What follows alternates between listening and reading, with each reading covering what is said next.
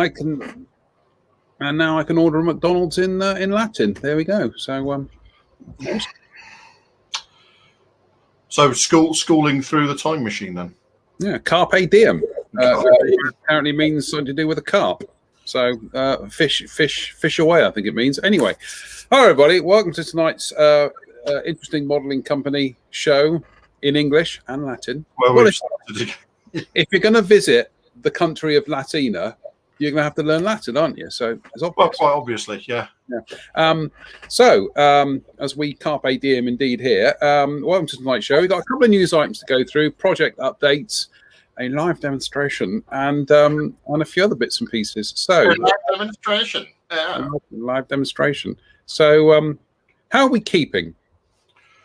All right. I've had to bail out of the gig next weekend. Right. So I've actually given the ticket for that away to a key worker who couldn't afford it. Right, jolly good. So yeah, I had a scary moment yesterday where I started getting a sore throat and a headache and all the rest of it, and I thought, oh lordy, here we go. So I did the relevant testing, and I'm currently all clear still. But it was a worrying kind of what's going on here sort of thing, you know. But there's quite a lot of summer colds going around at the moment, isn't there? So I think it's just a little bit. But I felt fine today. So, you know, that's the last thing I want is to test positive in the next sort of few days.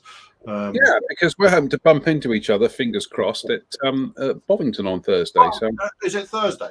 It's Thursday. It's Thursday. I'm decided. That's why I'm being told we're apparently going. So hang about. I've got my headphones in. Good Lord. No wonder I'm a bit echoey. You're not echoey at all. Sorry. I'm a bit echoey at my end. Wonder why things weren't quite right. Bear with me, everybody. Bear with. Rule of peas. That's better. Right. All right. Okay. So it's so Thursday then. So Thursday. Fine. Okay. I will. Although I will check with the man himself. It's Sunday night. He hasn't called. Certainly no job in the fire escape trade, but we are hoping to pop down on Thursday. So anyway, just private conversation here, everybody. Ignore that. I built another big box full of models today. You might have seen to offload. So I can turn up and go, there you go, Mr. Farmer, have them. And how about it? A bit more space. So these have all been. These are all models that have been lying around, sort of knocking around the workshop since I finished them. Generally speaking, when I finish a model, I immediately pack it away. I immediately make a thing for it and pack it away. And these have been sort of hanging around for months, and I thought, oh, I better do that. Better get round to that. So, yeah, did that all today. So I'm just looking at the pile of boxes here in the workshop, and it's like, I need to get rid of them. So yeah, I mean, the thing is, with the best one in the world, it's been. I mean, I haven't seen Andy for nearly 2 years, 18 months sort of thing. So there's a big pile of models to hand over and say, do something, they're yours. Have them. Got a question here from Dave Fleming. Dave said, is Drew Bungle? Oh, Jeffrey. Well, we are holding auditions for Rod, Jane and Freddie at the moment. So I'll look it up, people. It's a TV show called Rainbow. Anyway, Dave, I did suggest that John looked like a car crash between a unicorn and a muck spreader. Hey, I am emphasising the point. We are in colour. We are in colour. So we are that. We are in colour. We've broken the bounds of black and white, and we've immediately gone off piste. We have. With questions as well from Douglas there. Go on, Douglas.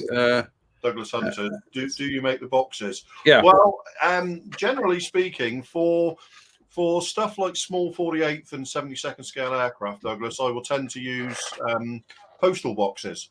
The flat packs, I order them in boxes of 10 from eBay, and I'll use them. Now, for what I did today, which is the Hercules, I had to pack the Hercules away. I had to make a box because I didn't have anything big enough. So I tend to use my local hobby craft Hobbycraft, is it? Hobby Zone, whatever. Hobbycraft, yeah. Yeah, they're always selling boxes of sort of sheets of foam board for, it's like a tenner for 4 big sheets, like 4 feet by 3 feet. So I tend to make boxes out of that with a hot glue gun, knives, rulers, squares, and all that sort of thing, and make boxes up for that. But the box I made today was big enough that I managed to fit the Hercules in there, and then there's a Beriev, the little 144 scale Beriev under one wing, and the Mackie MB326 under the other wing, all packed away. Beriev buried under one wing. Yes, exactly that. So yeah, because I don't really display my models, so they tend to get packed away, or they go off to whoever I built them for. Generally a hobby company these days, but very occasionally Airfix, isn't it? But not so much in recent years. Well, we're working on that. So, right. Well, let's drag it back on piste. Yeah, let's drag it back on piste. We've got projects to talk about, and I know you're all set up on your workbench there. So, how are you getting on with how are you getting on with the scale project? We are. It doesn't look like much has happened since last time, does it? Really? No. But all this area here, the turret fairing has been added. All that's been sanded, scribed, and riveted. I'd avoided riveting over the joins while I was preparing it. So I then, once that join had been dealt with, I then riveted over all of that. All of this area has been riveted. Tail planes were added, blended in, and any riveting was reinstated to that. The rudder was added. I pinned the rudder with Albion alloys to make it stronger, and I also filled the area in front of the rudder because there was too big a gap there. Which is all, you can actually see photographs of that on my blog. I photographed all that to show the process. I did make an executive decision to have all the bays closed rather than the torpedo. And that was kind of only yesterday, really, when I test fitted it, and it just dropped into place pretty much perfectly, as you can see there. That's with nothing except just gluing it into place. So I kind of like, I'm a kind of a fan of clean aircraft, so I decided to go with that. And then again, we'll pop the wings on. So the wings going on will be the next thing. And over the weekend, I've kind of built the engines, built and cleaned up and sanded the engines. Now, one of the things I have used recently for stuff like restoring the panel lines on the engines. Wait for it. This is a little flexible file. Oh. Now this is used by guitar makers for frets. Yeah. For cutting frets, filing frets. Mm-hmm. And it comes in various different. They come in various different sizes. This is 10 thou thick, so a quarter of a millimeter thick. And it's a really, really nice file for going around areas where there's a slightly bigger scribed line, like a proper demarcation line. It's really useful for going around areas like that and rescribing that sort of panel detail. They come in, I think 10 thou was the thinnest one I could find. Not cheap. This was 16 quid. Mm-hmm. But again, it's just one of those little gadgets that you end up picking up along the way, don't you? I saw Paul Budzik was using something similar, so I did a search online and found this on a guitar website. So, which is odd because I don't play guitar, but I was saying, it's the only bit of guitar gear you're going to own. Yeah, well, absolutely. But yeah, it's just a little. If anybody's interested, like I say, you can find them cheaper on eBay, but this is obviously you get what you pay for, and hopefully that will last me a long time. So, yes, there you go. There's one of today's top tips, if you like. But yeah, we're approaching a point where the glazing is going to go on, and the wings are going to go on, and then we're more or less ready to start painting it. There is a cover. There's a turret that's been masked off, ready for spraying. One of the guns has already fallen out. I'll have to install that. But what I wanted, there's a shroud that goes around the back of the turret here, but you absolutely cannot add it and then get the turret in place because it's a type, which is a real pain in the derriere. So I'm going to have to paint this turret, remove all the masking, paint this area, drop the turret in place, put that shroud over it, fill and sand all that, and then mask that whole turret area before I commence painting, which is, like I say, it's a real bugbear. But there's nothing. I mean, I'm struggling to even get that. There we go. That's dropped in place. It's one of those ones where you struggle for ages and then it kind of drops into place. So yeah, that's made this part of the build really quite awkward, but not insurmountable. Not insurmountable. Welcome to the world of building aircraft with turrets. Yes, absolutely. We got a question here from Anthony, and he says, "Drew, have you got some colour in the wing panel lines, please?" Yes. All I did, I ran. This is just some raw umber oil paint that I just ran into the panels after I'd riveted them, just to see how the riveting looked. So I think it actually looks quite good. But you can see where all the detail, all the riveting is. I haven't done the fuselage the same because I was quite happy with how that looked.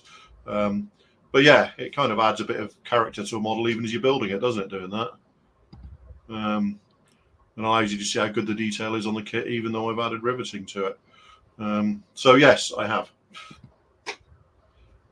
So yeah, that's where we are on there after an evening of or a week, I should say, of not really achieving much. I sat down this weekend and sort of made some decent progress on it. Putting the focus into focused build. Yeah, it's an odd one, isn't it? Because sometimes you focus so much on a build that you just kind of lose, you lose your kind of impetus with it a little bit, lose your motivation with it. And I think earlier on in the week, that was part of it for me, was I just wasn't feeling very motivated with it. And now we're getting closer to my favourite bit. I'm starting to feel a little bit more motivated again. And part of adding the Bombay in place, apart from the superb fit of it, was just I couldn't be bothered painting and detailing a torpedo. You're doing a Fleet Air Arm one, so Coastal Command one. A Coastal Command one. So torpedoes. Goodness me, it's raison d'etre, isn't it? That's French, not Latin. Yeah, sorry, you lost me. Yes, that's actual French, Mr. Horn. Talk any of that foreign muck at me. I thought you'd Coastal Command one. You'd be having a torpedo. Goodness me. Right. Go on, add the torpedo. Goodness me. It's too glued in place. Oh, unbelievable. Unbelievable. All right. Right. Well, that's for those late to the party. That's the wrong one. That's the Beaufort scale, which is the focus build. It's not a challenge, but it's the focus build that's currently going on with Spencer Pollard and Jen Wright as well. Although at the moment, Drew seems to be in the lead here in terms of. I mean, Spencer did say that he had all the main airframe parts together, so I don't know how far I am in the lead. It's just that perhaps Mr. Pollard is playing his cards a bit close to it. I think he is. I think he's probably got it painted already or something. He's probably building the diorama base for it already. He's probably finished it. He's just working on something else now. He's just going to go, oh, there it is. Very close to his chest. I've got no idea where Jen is with hers. Well, I was going to say, Jen, you might have noticed on the timeline, Jen posted a review video today of that Parsh airbrush. Yeah, I did watch and she's passed. I was going to say she's passed on. She's passed on some observations about it, namely that there were some packaging things she didn't like in terms of the needles aren't brilliantly packed, and there were some issues to do with needing to lubricate the needle before using. Just some kind of like general housekeeping. It's nothing that's a deal breaker, but just little things that you kind of need to go in there. If you're, being an experienced airbrush user, she zeroed in on them straight away. But once she got it up and running, she's very impressed with it. Yeah, I think it's fair to say that she's generally fairly impressed with it. Mm-hmm. It just with some caveats. If you're less experienced with getting the best out of it, getting it to run optimally. Yeah. So I got to say, I'm kind of the old finger is hovering over the. I'm now going to wait. I mean, I'm going to wait till I get back from Bloodstock, because don't forget I've also got the Andy Hills is still getting. Oh, there's Jen now. Look, Andy Hills is still getting the Procon for me. So it's kind of do I need 3 airbrushes in the space of 2 months? Well, of course you do, man. What's wrong with you? It's us here, isn't it? Or a 4th airbrush if you include the Feng Da that I got. Yes, but yeah, I might well end up getting one of those in due course for the same reason as Mrs. Wright did. It does look good though. I'm currently just putting together. I'm not going to go out and buy an airbrush because I'm just putting together an order to get some bits and pieces from Ammo of Mig, namely their nifty little sanders they do. Those detail sanders. Yeah. They look pretty cool. And I also want to get some of their dry brush paints to try out, and their shader. They do their shader in Starship Filth. And what was the other thing I wanted to get hold of was. It was another thing. It's come up to it's. I was watching the order build up, and I was keeping an eye on how it balances between the order and the postage, and it got to the stage where I thought this is great. I did rather excitedly at one stage think, oh, brilliant! If I add another couple of items, which I could easily do, I get free postage because it says on there. Orders above €90, free postage in the EU, and I was like, oh yeah. Oh yeah, yeah. There's it. Yeah. So, but no, I'm gonna. It feels like they're kind of they're taunting you now, doesn't it? I haven't been to Taunton in 2 years either, so there we go. They're taunting us with our own. Although, actually, Mr. Hills says, which dry brush paints are you going for, Jem? Andy, if you're actually stocking them. And with apologies to Ammo of Mig, if you're actually stocking them, I'll take the order direct from you. Then I'll buy from you. So, all right, let's try and goodness me, we're half an hour into this nonsense. Let's try and get into. No, we're not. We're 20 minutes into this nonsense. That's true. Right. Okay. Right. I'm going to put just a quick catch up on my project. Over the weekend, I threw this together, which is the old Eschi Churchill Mark III, which has been reboxed by Larry, 72nd scale. When I say threw it together, to be honest with you, there's really not that many parts to it. It's one of those ones that you work on a bit, then you work on a bit, then you bring assemblies together, and you work a little bit more, and then you suddenly go, oh, I've no more bits on the sprue. So, but there were a few little hiccups that I had to deal with. Which we've already gone on this timeline, but I'll go through it live for you. That is the fuel drum, the fuel tank, not the exhaust. Thank you, Len. I know. I'm from Dudley. Cut me some slack. So that's the fuel drum. Yeah, I wasn't going to try resurrecting that because it's what's the point? And I know I generally have a rule when I'm doing these kind of projects is, you don't deviate from the plan. This is supposed to be built straight from the box. That, though, was just going to be more work than I was really prepared to do. So out came the aluminium tube, and that was cut to shape. And then the separate end caps were glued on, and then some Tamiya masking tape wrapped around a couple of times to make the strengthening straps. And that was it. Job done. Sorted. The next thing was, and again, this is to do with the age of the kit. You can see there, the fit isn't really great. It's a little bit, isn't it? It is a little bit. which is a shame because everything else along that track guard fits fine. It's only when it gets to the front does it go a bit, and you can see there the kind of like where there is wear and tear on the molds. However, that is easily fixed, and we'll show you the easy fix in a minute actually. And that easy fix is actually just some black super glue, which is my custom little mix that I make here because I'm too cheap to go out and buy some. And that was just put in there and then left to harden off, then sanded. A little bit of extra work needs doing because there's a little, in fact, on both fenders, there is a little hole in that corner by that bracket, which I actually filled with just ordinary water-based putty. I just put a blob in there, wicked it off with a wet cotton bud, and I wasn't going to worry about it. So, but yeah, that did require a little bit of extra treatment. But when you go into a kit at this age, you know, you're gonna expect to have to put a bit of modeler input into it. There was also another folks pas by me. That's actually the pistol port. It's not a sink mark. However, in my defence, the pistol port, stop giggling you. The pistol port on the Churchill is actually a couple of raised discs. It's not a recessed disc. So that's easy. I'm just going to punch out a couple of things with my punch and die set and put that on there. So that's all sorted. But apart from that, there it is. That was it prior to going into the coach. It looks really good. It does. The turret again. There's some issues with the turret in as much as I'm not quite sure whether that roof is supposed to sit like that. That is how it sits in the kit. Whether it's supposed to sit like that in real life. Because this is being built straight from the box, you can't kind of start doing lots and lots of surgery to it. So, that's that really.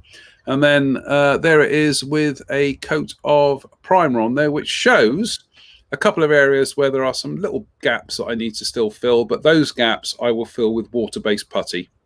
It's just easy just to blob a bit in there, wick it off, and then we're done. So, yeah, that was literally evenings and a half's work to get to that stage. But yeah, so much easier to build than the Airfix one because that running gear was together in the space of about 5 minutes. You will still be picking wheels off the carpet trying to get them into place on the old Airfix one. So different scales, obviously, 76 72nd scale, but there we go. Is there a more modern Churchill in 72nd? There is. I do believe Dragon do a more modern Churchill. I'll just type it in here. Dragon 1/72nd scale Churchill. Yes, Dragon do quite a number of Churchills. They do Mark IIIs and Mark IVs. Of course, there is also the Hasegawa. Yes, there is, which is relatively more modern. That's actually a very nice kit. So they're out there, and I think I was going to say, have any of the wargaming peeps that we've been talking about? Yeah, I think Plastic Soldier Company do one. But yeah, it's I'm having fun with this, and I'm going to stick to that desert one. Even though it has to be said, Italy's actual color instructions are a little bit all over the place because they have this one down as mid sand. That one there is mid stone rather, but I'm not sure it should be. Right. Because obviously that one's Portland stone and blue grey, but that one not sure. But I'm doing that one anyway, so that one. So there we go. And while the prime was out, I also primed the IBG cruiser tank and the Rubicon models Chevy because they're all going to be sprayed in Portland stone. So, do it all in one go. Spray them all together. Yeah, it makes sense. Let's have a quick catch up on the comments here before we. Yeah, I did notice from Christian talking about the German floods. Which is why he's been absent for a couple of weeks. Yes, I'm back after 2 weeks lasting break because I was directly affected by the flooding in Western Park. My company's building and parents' house were flooded 1.2 meters. Well, Christian, it's delightful that you're back again, and we hope things resolve themselves rapidly. But glad you're safe and sound, and it's good to have you back on the show again. So pretty horrific viewing, didn't it? It was, just a bit, yeah. And Mr. Hill says, have a few in stock, just arrived, plus some shaders, but stock is a little hit and miss from ammo. Okay. John will be dropping in the week. No, probably will. Yeah. Yes, and Philip Jones says, John, tell us about your mix for talcum powder, Mr. Sever. What proportions? Okay, shall we do that before we go? Wow. Yeah, we'll do that before we go to the news items, and because the news items are a little bit linked. So, oops, Daisy. Look at that. He's actually prepared something. That's awesome. It's like Blue Peter, isn't it? Oh, my. Here's one I prepared earlier. It's like Blue Peter and Rainbow today. Right. Just any super glue. I actually usually use just the cheapo stuff from Poundland, but just some super glue. So that's it. So a little bit of super glue in the receptacle here, like so. Oh, that's good. It actually stuck to the thing. So that's it. This is my mix for kind of like like a custom super glue filling agent. Some Mr. Surfacer Black. This is a jolly old bottle, this. So literally a small amount, like so. Just a tiny, tiny amount. Then I mix it up, and if you watch, it turns the super glue black. Hurrah. It also means the clock is ticking because this will start setting really, really quickly. And then to bulk it out a bit, just a bit of ordinary talcum powder. Drop that in there like so, which then mixes it up into kind of like a bit of a creamy kind of consistency. And then that's it. It's that simple to make. And then that just, anyway, let's just mix it up. That I can then blob into panel, gaps and things, leave it there. And the combination of the Mr. Surfacer does start setting the super glue off, but it also acts as an aid memoir. And the talcum powder will, it will act as a packing agent to make it really kind of like set rock hard. Within about 5 minutes, this will be as hard as plastic. After 5 minutes, leave it an hour, it's actually going to be harder than plastic. So you really do want to kind of get in there and start using it. But that's it. That's why I don't use conventional fillers much these days, because if I have a situation where I do need to fill a gap, or as you saw on that Churchill, there's that gap between the fender and the side skirts, rather than kind of using model putty and waiting for that to dry, and I just make a batch of this, blob it in place, go and put the kettle on, come back, and then get the old, I love my Infinity sanders, get that out, and that's it, and then I can move on. So to be honest with you, as I say, these days I rarely ever use conventional fillers because they slow modeling down, and this speeds it up. So it's one of those things where I kind of watch YouTube videos and stuff and see people smearing any amount of solvent-based fillers over their models, and it kind of makes you go, "What? You just no."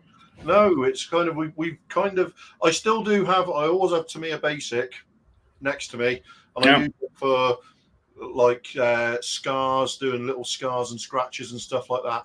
But any major filling job now is always going to be super glue based. And if you have either super glue and talc, although it does harden off, it never really gets so hard that it becomes a major chore to sand. It always stays a lot softer than super glue on its own will. So you can either mix it with talc, you can go and find black rubber infused super glue on eBay for a few quid a bottle, and it just, you can build this up, and you can build the talc stuff up to fill gaps in minutes and be sanding within minutes, and it just kind of, and it's really easy to sand as well. If you just use super glue on its own, you can still sand that quite easily as long as you do it immediately. If you leave it for an hour, it will be hard, as hard as the plastic. If you leave it for a day, it will be very, very hard indeed. So I would suggest, because I quite often use, like for something like, let's just switch to the web view, sorry, the vertical view. This fuselage has been built to be glued together with super glue. But what I did was I will tape it together and do sort of this seam here, fill it with super glue, set it with accelerator, and immediately sand it. Then I'll turn the model over and I'll do like this seam here, set it with super glue, and immediately sand it. So if you're using super glue on its own, neat, it's fine as long as you sand it immediately. And the thing is, you'll never get to ghost seams or anything like that using super glue. I think it's one of those things that people really need to start investigating different fillers off their own back a little bit, because I just find that using the what are you doing?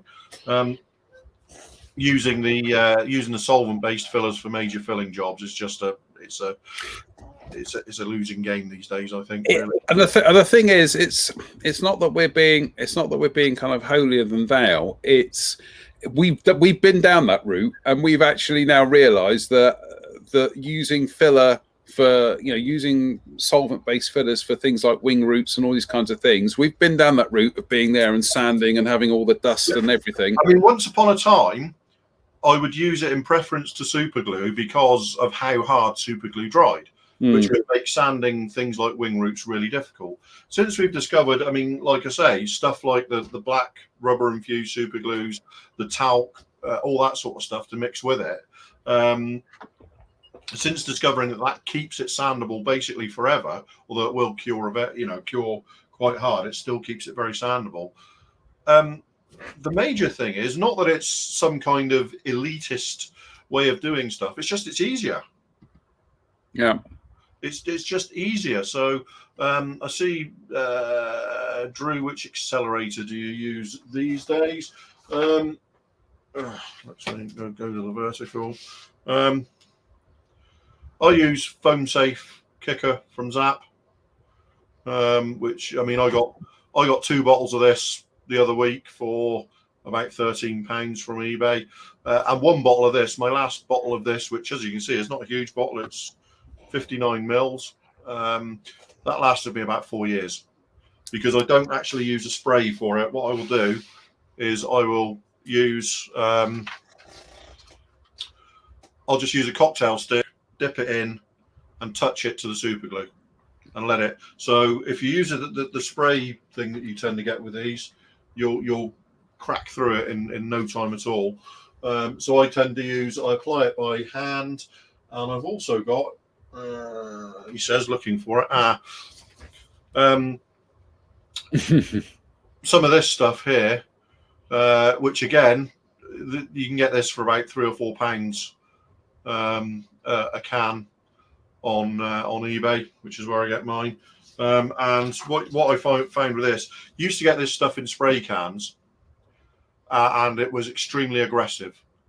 It would melt plastic and do all sorts. This stuff here, this Bondit stuff, doesn't melt plastic, and you kind of spray it like that onto whatever you've glued, and it takes about 15 or 20 seconds for it to start activating the super glue, and then you can just watch it kind of go through the super glue, harden it. So that's the 2 accelerators. That's the 2 accelerators I use day to day for super glue stuff.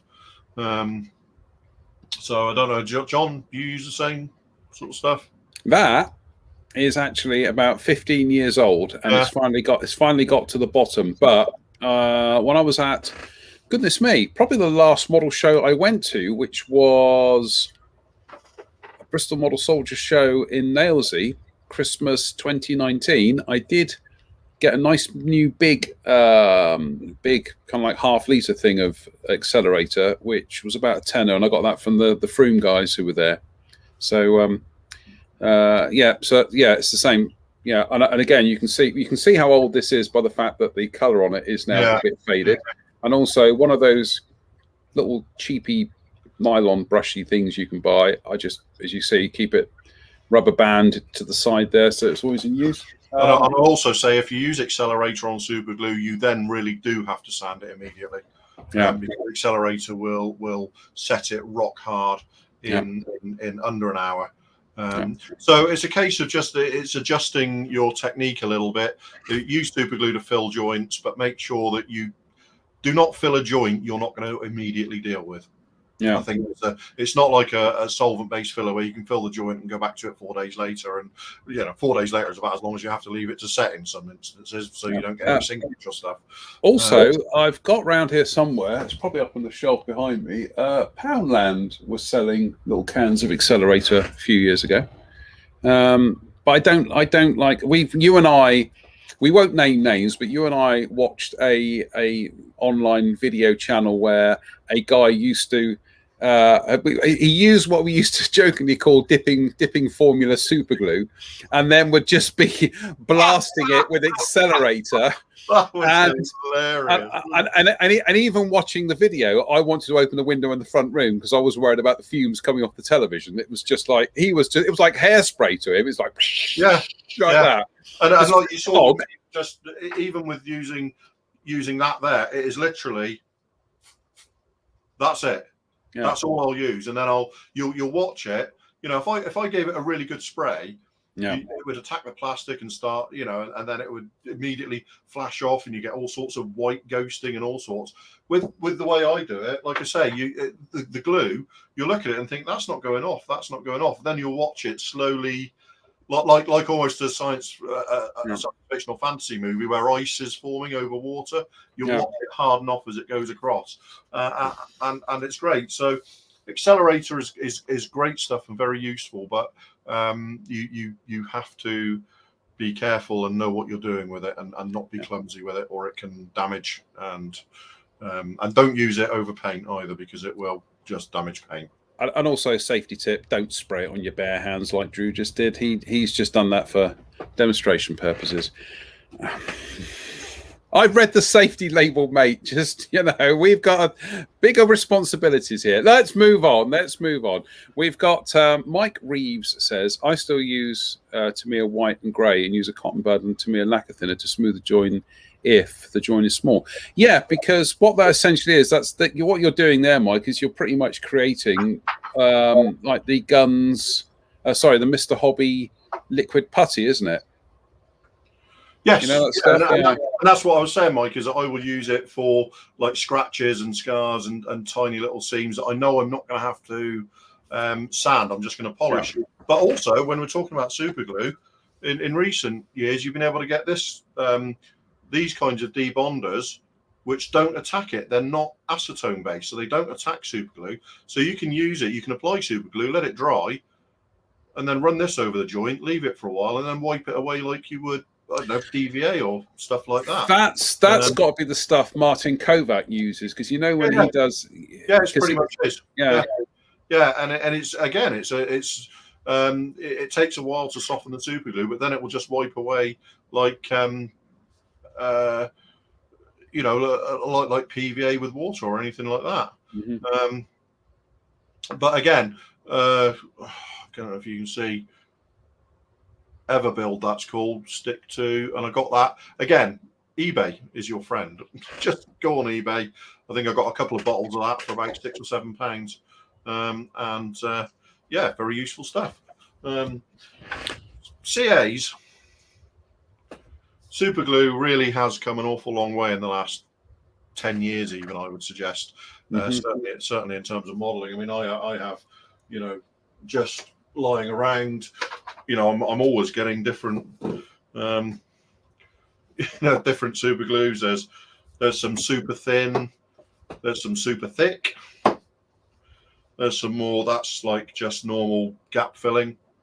People buy the specific modeling stuff, but you don't have to. You go on eBay, it's all, all of this stuff is good quality stuff.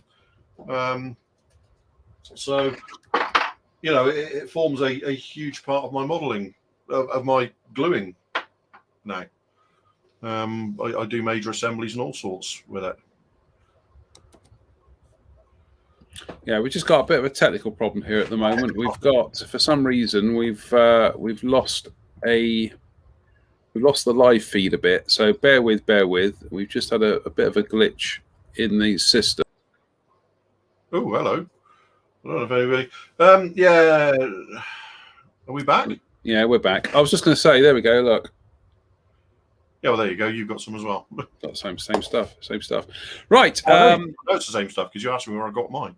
Yeah, well, we got ours because I think we both watched Spencer and we just copied him. So there we go. So Martin. Sorry. Martin. No. The Everbuild stuff. Spencer, that's the stuff he was recommended to buy. So yeah, I just did a search on eBay. Got it. Philip Jones says on Superglue, what about the tiny little bottles from the pound shops? Yeah, I use them all the time. I use them all the time. I have used them in the past. I do tend to find that they Superglue does come in different qualities. And Superglue, if anybody doesn't know, is very, very good in compression and tension, but exceedingly weak in shear. Yeah. And I find that the pound shop stuff is even weaker than weak in shear. It's great for gluing stuff together, but if you put any stress at all on a joint, it can pop. It's got no resistance. Yeah. I tend to use the pound shop stuff for filler, and then the quality stuff I use for the delicate stuff. Incidentally, by the way, there we go. Yeah, but it should be said that even then, this big bottle here, this like 50 grams of it here, you can see it's not a small bottle. That was only about a £5. Yeah, eBay. Post free. Yeah. So eBay is your friend. You can find all sorts of super glues and accelerators and debonders and stuff on there. And the other thing is, it just comes to your door. You're not going out hunting for it or anything. It's just delivered to your door. John Walker says, I quite like the Games Workshop liquid green stuff for small gaps. It's water soluble while wet and it's easy to smooth. Current humble tube filler is very good for slightly larger jobs, much better than the legacy stuff. Do you know what? I've never come across that Games Workshop stuff, but they're just around the corner from Antics, so get some and give it a go. I tend to run a little bit shy of water-based fillers. I do as well, but as I said with that Churchill, where I've got those couple of little gaps that just need plugging. They don't need sanding; they just need plugging. That's where a water-based one will. Yeah. Are we just gonna watch you kind of like mash your hands together for the rest of the show, or? I thought so. I thought so. Let's get on to the news, and I think it's fair to say that some model companies out there could be described as a breath of fresh air. This company literally is providing that.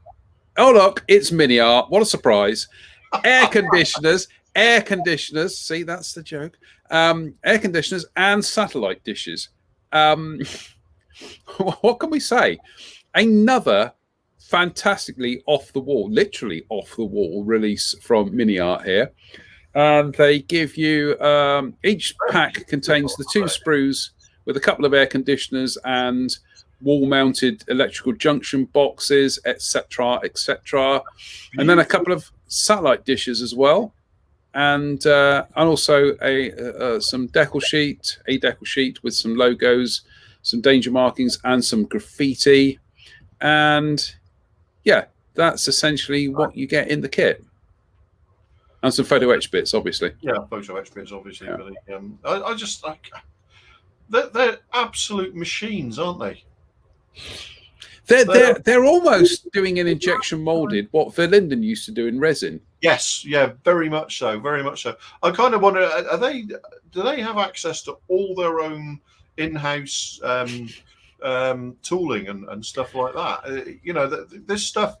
They can't be contracting this stuff out. No, that's interesting. It's a shame because they were at Telford back in 2018. Would have been a good question to ask them, but they're just fabulously imaginative company, aren't they? Yeah, but the actual the pace that they're releasing stuff at just suggests to me that they are incredibly self-contained. Yeah. You know, they've got the ability to go from initial idea to finished product without having to wait for any kind of supply chain to keep up with them or anything like that. You know, waiting for machining time with an external company and stuff like that. They're just smashing it out. Yeah. Joe Pestaglici says, "Cool release, my mini art." Cool release, very good. And Brian Wilton, you're saying that because you know how to pronounce his name now, don't you? Exactly. And well, even better, I can pronounce Brian Wilton's name without keep calling him Brian Willerton. Brian Wilton says, "Mini art designers are definitely looking out the window that day." Yes, this guy. So what are we going to do, lads? Right, we've done desks, chalkboard. Yeah, literally, they're going to do it. The next kit, guarantee, their next kit will be a model of a whiteboard, which is as they're actually pointing at the whiteboard and saying, "What are our next releases going to be?" It's going to be a whiteboard. Yeah. Brilliant. Let's do some wheelie bends. Niall Miller did those last week. I wouldn't be surprised if we end up with, I don't know, 35th scale vermin traps. Yeah, it's just that there's just no, you know, they're going to scale wasp's nest. Even stuff like drain pipes and guttering and stuff like that. They do a box full of that. You know, it's 35th scale recycling bins with recycling in them. So one box for cardboard, one for glass, one for, you know. Yeah, the good thing about that is you can leave it around and the council will never pick it up. So, yeah, so that's a good point. I just got a letter to write, so we'll do that after the show. Dear council. Anyway, shall we now move on to the next thing? Well, this I think is right up your street, isn't it? Yeah, very much so. Very, very much so. So this is the presumably. Have you got any images? Yeah, I'm going to bring the image up. I'm waiting for you to say the word, then I'll bring the image up. Yeah, so this is the Special Hobby Vic. No, I'm joking. This is the Dora Wings, isn't it? Dora Wings are doing some more Thunderbolts. And in this instance, this is a P47B and an early one at that. Because of the, partly the fabric rudder and elevators, but mainly the clear area behind the canopy there. So, yeah, early Thunderbolts, short fuselage, no big keel, nothing like that. Quite a bit more streamlined, if you like, than your traditional P47D without that big keel on it. But massively underrepresented in model form over the years. You know, I can't think of a company that's actually, mainstream. I'm thinking, I'm sure, wasn't the Airfix original P47 a P47C? That's a good question. But I mean, regardless of that, you're right. It's even if it has been done by Airfix at some point, that was getting on half a century ago. So, yeah, I mean, obviously, when people look at Thunderbolts, they immediately go for the P47D, which is, completely understandable. They made 8,000 or 9,000 of those out of the whatever production run, 12,000 production run. So it just makes sense that that's the one that's going to default to. But the thing with all these small companies, certainly the ones from Eastern Europe, is that they're able to kind of spread their wings a little bit, aren't they? So what you're getting here is a mainstream aircraft, but in a non-mainstream variant. Which is nice. Which is really, really nice. Because let's be clear, what we don't need is another P47D at this point. Not from a company like this when there are options like this, because you've got the Tamiya kit, you've got the Rebel kit. So I just think this, and they're doing it, and they've said 72nd and 48th, haven't they? Yeah, the one we've got here. These are the renders for the 48 scale one, but it's. We'll talk about Thunderbolt. Now, have they confirmed that's for the 48 scale one? Sorry. Have they confirmed that's for the 48 scale one? If you read your script, it's actually got the catalogue number on there. Read your script. Read your script. God, that would imply some kind of organisation. Yeah, it is. Oh, there you go. Yeah, 48999. Okay. Yeah, there we go. But no, I mean, I just think this is they've done the P36 and they've done the P43, which I must get, by the way. I need to get one of those P43s. It's a logical progression, isn't it? Yeah, it's a logical progression, but in a really interesting way. So, I mean, more power to Dora Wings, I say. This is what that I'll be very, very interesting, very, very interested to get in both scales. It's just, I mean, for me, the shame is that the United States Army Air Corps and US Army Air Force at this point, the color schemes are so dull. They are, literally. There was phenomenally little variation overall in the color scheme. So it's olive drab and neutral gray, and generally with very, very few markings before they actually joined the war and started sort of, getting into nose art and serial numbers and codes and all that sort of stuff. So they generally tend to be very, very anonymous, but nevertheless, a really, really interesting subject and one that deserves to do well. And I'm certainly those early war aerials as well that leaned forward, so they were standing vertical when the aircraft was on the ground. Yeah, really, it's a real early war thing, isn't it? United States thing. Yeah. But no, I just think, the only thing we've got to go by at the moment is these renders. So there's no, but given Dora Wings' track record so far, I think we can say it's going to be at least a very, very competent model. Their stuff has shown a kind of like a fast learning curve and an upward trajectory in terms of quality. So, and as you say, this is the natural progression from the other Seversky and Republic aircraft that they've done. And, yes. Yeah. And it's I was just reading up on the history for this today, and this is the B, because as you say, it's got the fabric controlled, the fabric covered tail surfaces. The C was a switch over to metal, and then the later C's introduced an 8-inch extension to the fuselage, which then essentially was the segue into the D. The late C with the 8-inch extension. I think the only thing it didn't have really was the more bulged keel on the belly. Yeah, and the cowgills were apparently slightly different as well. Again, this is an early B, because the late B didn't even have the clear area behind the canopy. Yeah. So this is an early B at that. I've just gone back to the year 1966, which is actually the year before I was born. So we're into temporal anomaly, kind of like space time here. But Airfix, the very first release of the Airfix P47 in a blister pack in a poly bag, and it was sold as a P47D. Whether it was, and whether or not they called it a P47D, but R&D managed to do it as a P47C, we will.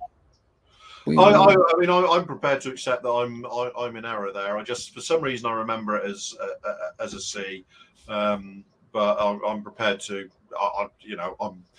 It won't be the first time I've been wrong, and it probably won't be the last time today. So it's not, I just, it's one of those little things that sticks in your mind, and you think, wasn't the Airfix one a C?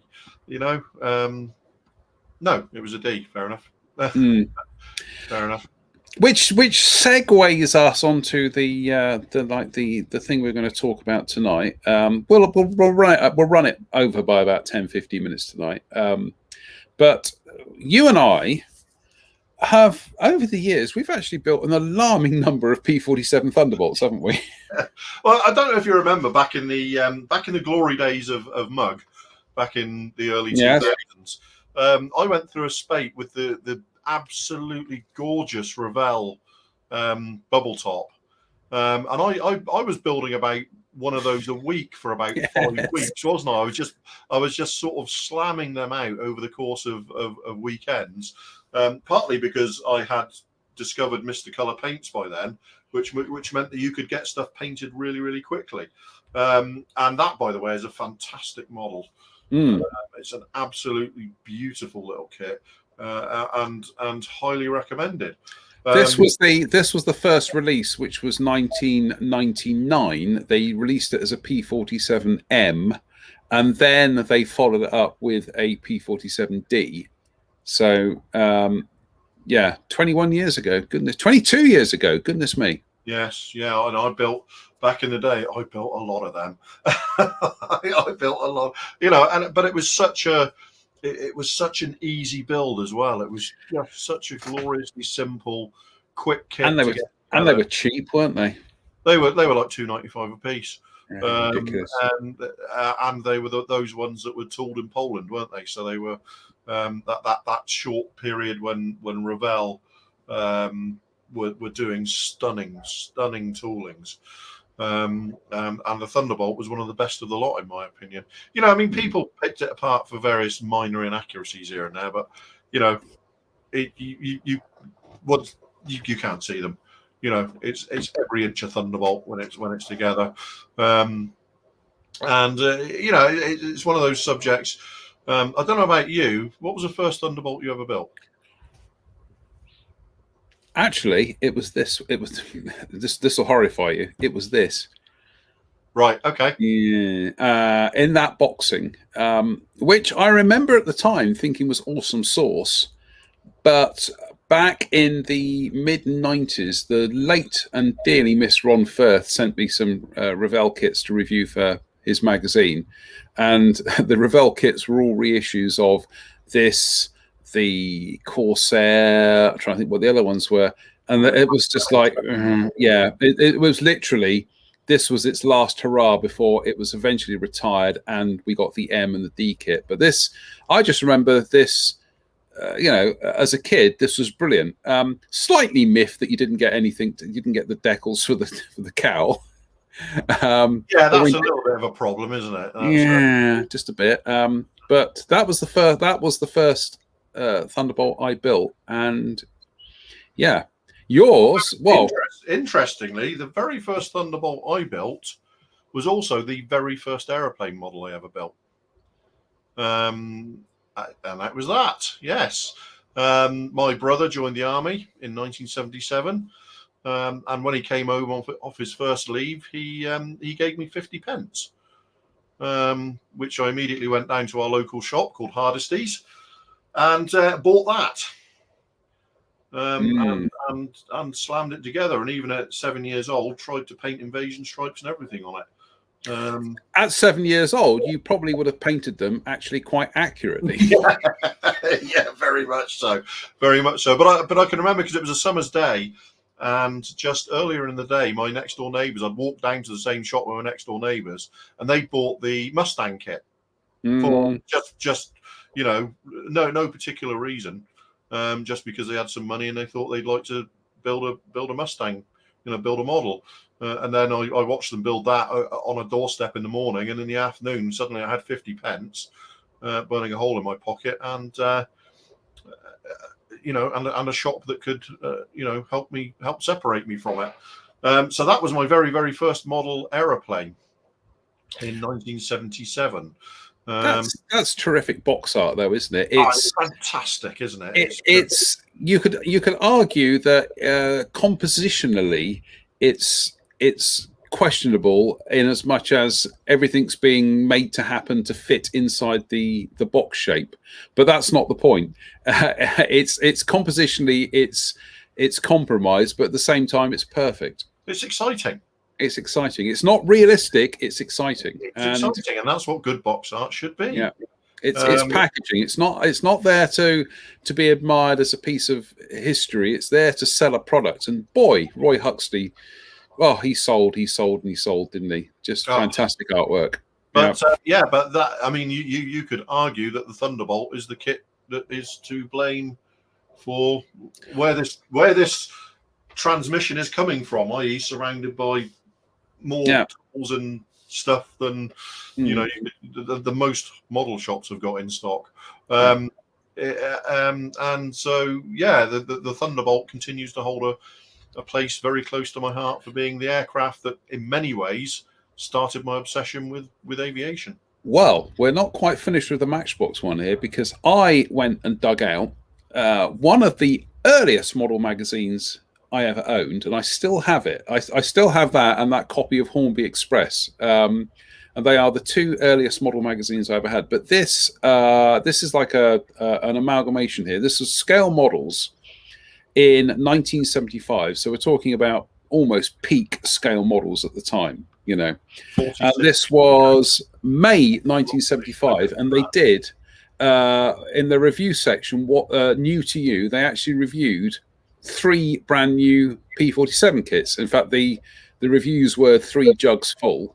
And they were, these aren't, this isn't how it was laid out on the page. I've amalgamated them together, but it was the Frog 72nd scale Thunderbolt, which had come out back then. There are probably people watching tonight going, Frog? Who the heck are they? The Frog 72nd scale Thunderbolt, the beautiful Hasegawa Thunderbolt, which I have actually built, and lo and behold, the Matchbox one as well. I'm struck by how great that Matchbox one looks. Yeah. And I can tell you as a kid, I can quote these reviews word for word because I read them and reread them and reread them.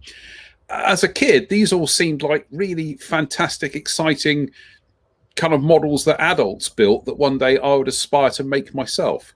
I built 2 out. I built the Matchbox one and I built the Hasegawa one.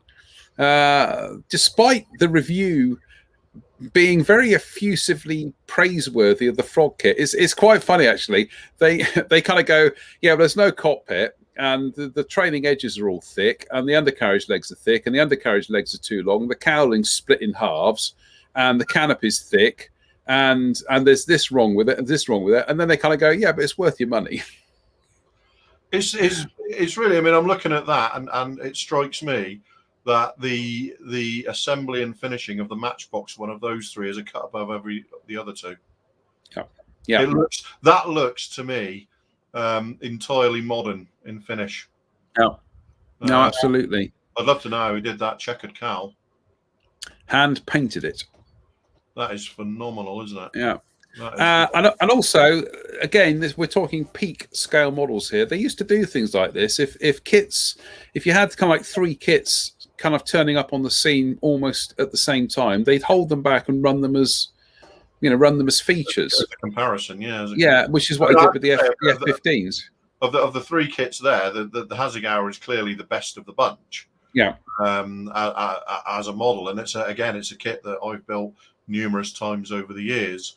And it was it did remain the best until the Revell kit. Yeah, but Revell didn't do a Razorback. No, they did the bubble top, but that's the Razorback down there. The best as a model, I would say. And then the Revell kit held the crown until Tamiya came along in the late 90s with their sublime. Oh, probably early See, because the 72nd one came out a couple of years after the 48th one. So there is a couple of years there. I'm just struck by how great that Matchbox one looks in the pictures there.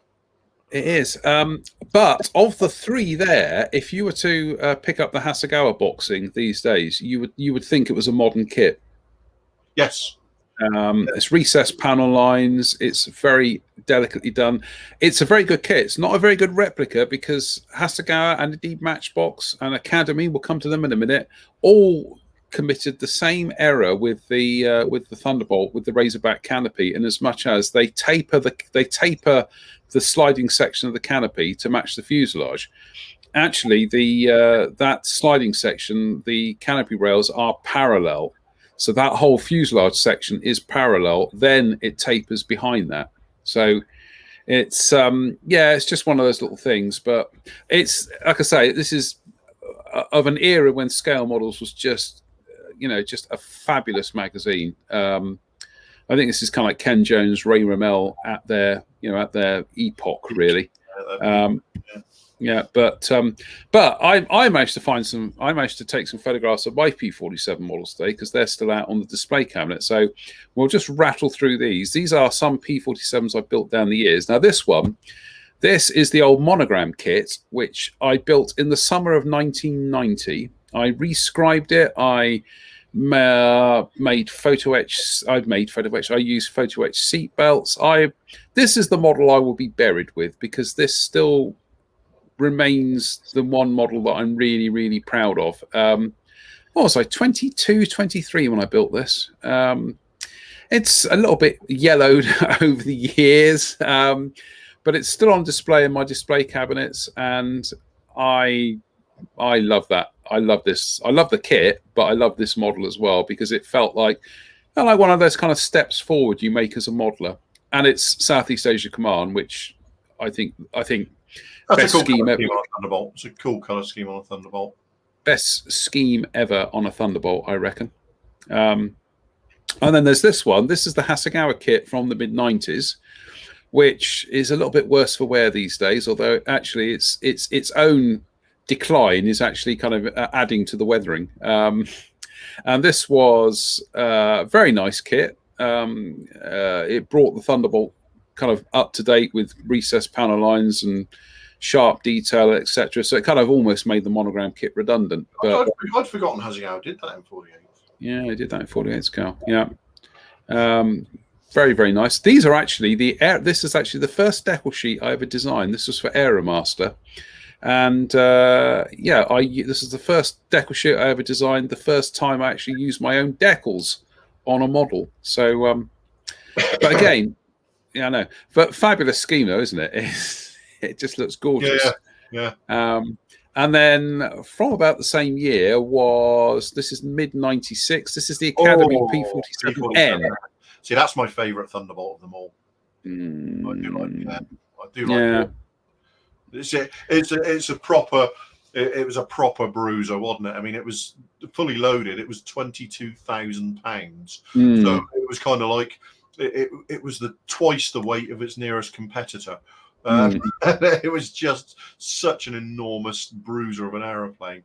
But that big squared off wing, I love it. I think the P47N is my favourite Thunderbolt.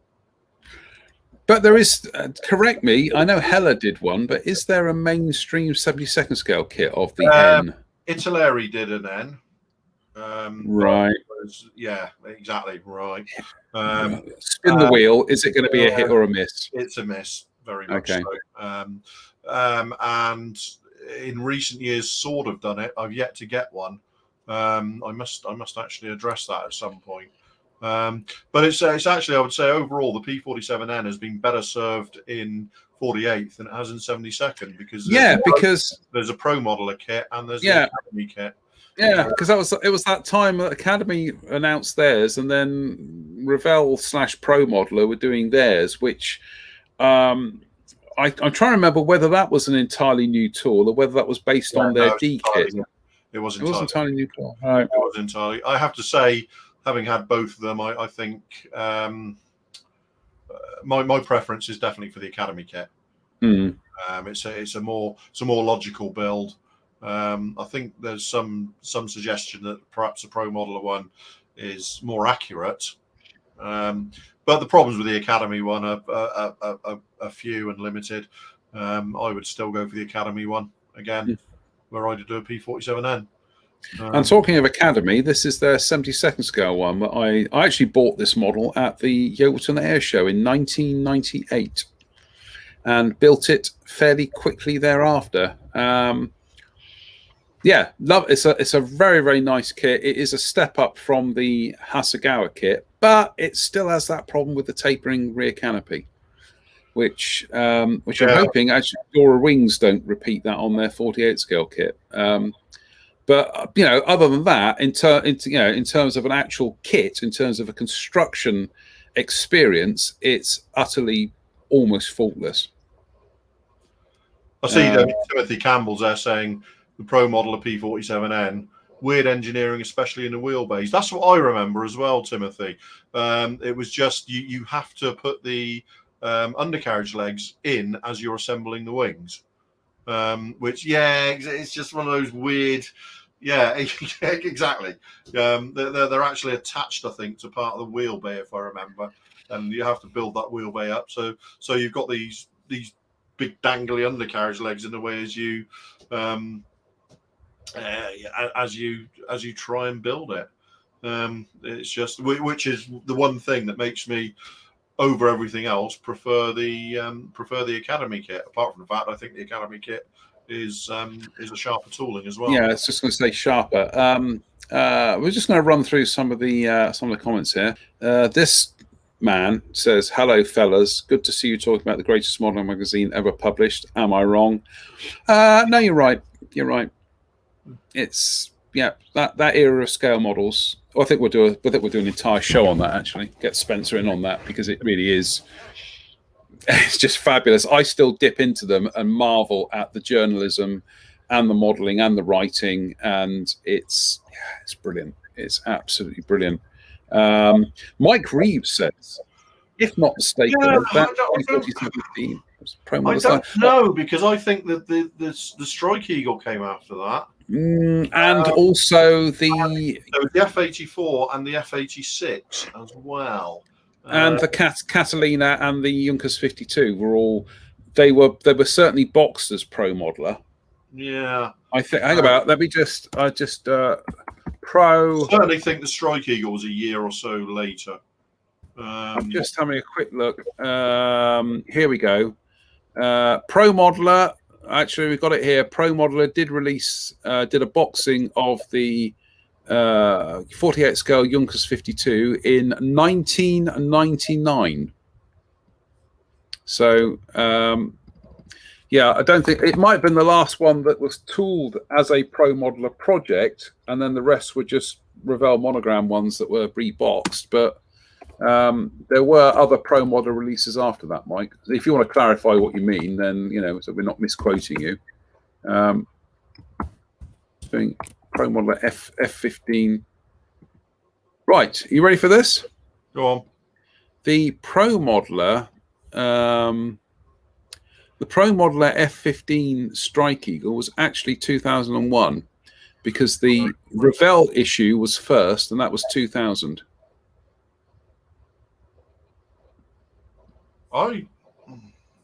Yeah, I'm looking at scale mates here. So yeah, I'm trying to, because I can remember, because I got my Pro Modeler one from America when it was initially released. Right. I think this might be one of those instances where Pro Modeler scale mates has perhaps got it a bit backwards. Because certainly I know the Revell one was released as a Tiger Meat one, but it was a year or two after the Pro Modeler one had already, because the Pro Modeler one initially came with very few stores. Right. So added a store sprue to it. Was it you, Mike? Oh dear. It's funny how these things go around, isn't it? Because I can remember, because I built mine as a RAM, as an Israeli RAM, and I got a lot of stores, and I also put a black box cockpit in it, which I got for free, because I remember saying I just don't see the point in putting an aftermarket cockpit in this when it's all black, and Black Box themselves contacted me and threw the challenge and said, "All right, we'll send you one, put it in." You get something for free. That's a news story. I know. Right, I'm just checking here. This is the first release of the Revell F15E in 2000. It says the schemes were 335th Tactical Fighter Squadron, 4th Tactical Fighter Wing from Desert Storm. And then the other one was the 391st Fighter Squadron's 366th Fighter Wing at Mountain Home, Idaho. Neither of which appear to be Tiger schemes. So, I can remember, because everybody was desperately waiting for this kit to turn up, and they were flying out of the States when they first turned up, because they everybody wanted to grab hold of it, and it was the only place it was available was by Pro Modeler at the time. Right, the Revell boxing, the F15E with the tiger stripes running down the intakes. Is that the one you're thinking of? That's the one I'm thinking of. Yeah, that was apparently released 2002. 2002. I'm convinced the Pro Modeler was the first release, because it was initially advertised as a Pro Modeler kit, okay. and it was. There was no doubt it was going to turn up in the Revell boxing in due course, but it was definitely a Pro Modeler kit, and that's where I got my first kit from, as Mike says, from him, apparently. It's amazing what 20 years. God, 20 years. 20 years. You should see the damage to my brain cells in 20 minutes. Dear me. But yeah, 347s. I love them. You love them. And I think and model companies love them. Well, I was going to say model companies love them because I get the funny feeling that our love affair with the P47 is not over quite yet. And I'm keeping an eye out for that because that does look fabulous, doesn't it? In either scale, I don't care. Yeah. I will build it in either scale. It's what a great subject choice, and it kind of it's do we need another Thunderbolt or Mustang? Well, yeah, quite clearly we do when they're making these sorts of choices. Right, just a final bit of housekeeping for any other business. Mike Reeves says, I love this. I love it when people say Drew's wrong. He says, wrong, Drew. Revell was first, and the selling point of the Pro Modeler was for the weapons. Okay, so where did I get? So perhaps am I? No, I'm trying. I mean, I'm quite happy to be wrong. It doesn't bother me. I'm a scientist. Being proved wrong is almost as good as being proved right. But it's getting to the bottom of it because I'm thinking of Revell Europe. And was it released in a Revell USA boxing first? Is that where I got my first one from? Because that was at a time when they were, there was different boxings for Revell. I think you need to go on to Scalemates after the show and have a look. Yeah. And what I'm thinking of is perhaps it was the original Revell USA boxing. It's funny. It's funny how things can play. Your memories can actually get skewed by things because I'm convinced that in 2019 when I was in Minehead. That I went into Holland and Barrett, and when I was in there, it was actually dark outside.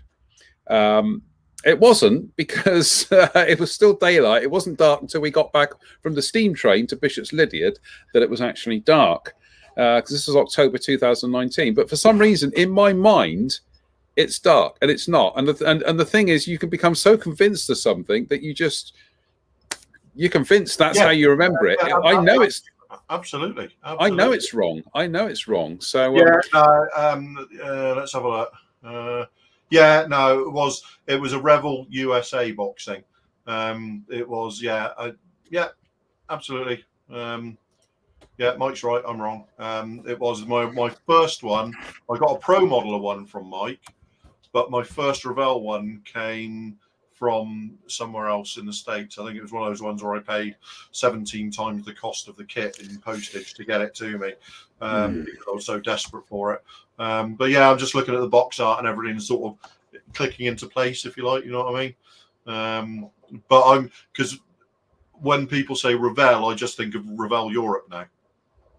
Yeah, that's all I think of is Revell, .de or whatever. I don't think of Revell as an American company anymore. So yes, it was a Revell kit, but it was Revell USA. There we go. Splendid. Well, I'm glad we got that. I'm glad we got that sorted out. Incidentally, I am reminded. You're going to love this. I'm reminded that old Facebook reminded me today that this happened 4 years ago today. Right, a famous bit of history. This happened 4 years ago today.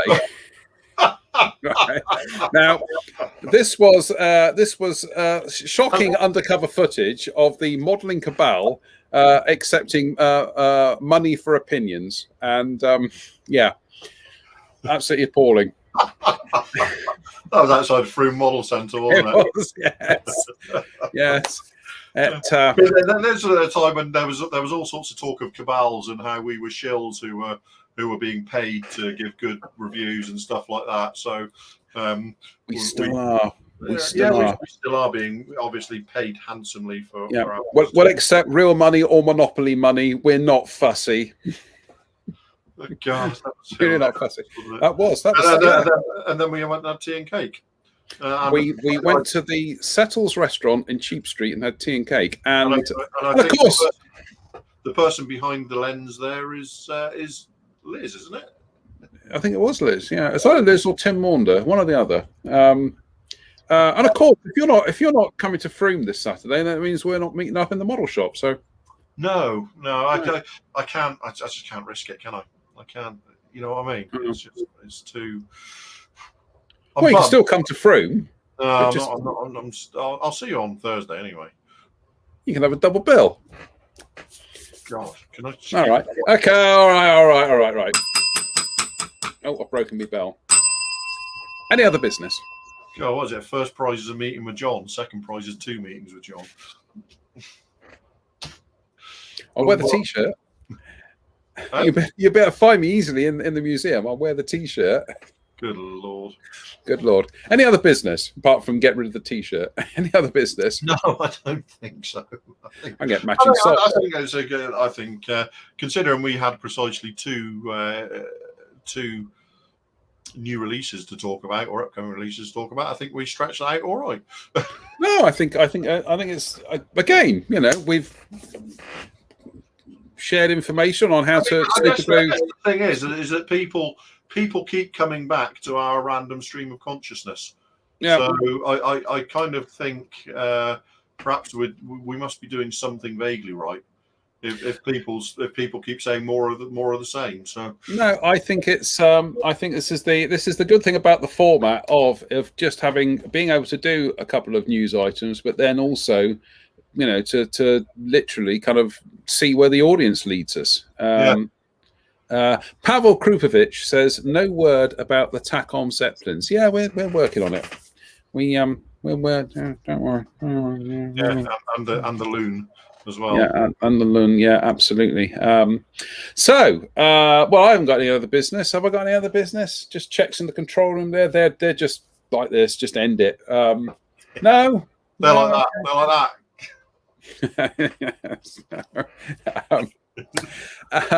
I'm just trying to think actually. No, we're done. That's it for tonight. So thank you to everybody who showed up tonight. Bless you all. Sadly, we're out of time for a big shout out, but you know who you all are. So congratulate yourselves. And we do appreciate you giving up your time on a Sunday to watch us dither around for 90 minutes. Yeah. Wednesday, I'm just trying to think. I might actually have a scheduling conflict Wednesday, but we'll wait and see. But actually, I think we've got Ivan on Wednesday, so I'll let you know one way or the other. Work, so I won't be available anyway. You're at work, right? Okay. So other than that, next Sunday will be, and then sort of I'll be available next Sunday, and then I'll be off to listen to exceptionally loud music and drink excessive amounts of beer and cider. And that's different from any other day in war. Well, yeah, only in that it's over a longer period of time, and I'll be living in a field. Actually, any other business? I'm looking forward to at some stage when you can come back up here, because I tell you what, those pitchfork ciders, goodness me, they are potent. Pitchfork ciders made just down the road at Wick St Lawrence. Well, it is Somerset, John. It's hardly surprising that there's cider made just down the road. It's kind of what we do. It is our thing, we are. But that Thatcher's Cloudy Lemon. So welcome to the Interesting Cider Company, everybody. That Thatcher's Cloudy Lemon Cider. Yes, it's very nice, isn't it? It's very nice. Yes, very nice. Very, very nice. Not too sweet. Not too sweet. Not too fizzy either. No. Very nice. I had a few of those earlier this week and thought, I say. It's a nice summer evening drink, I say. Yeah. Although it just, it gladdens the heart to say that it's the 1st of August today, which means that, as far as I'm concerned, the ship has now turned and is heading towards the autumn. Hurrah! Yeah. Hurrah! Let us all celebrate. So on that note, thank you, everybody. We will see you midweek, and Drew will be back on Sunday. So until then, Take As care all. always, Look after stay yourself. safe, stay out of trouble, and we'll see you soon. So bye for now.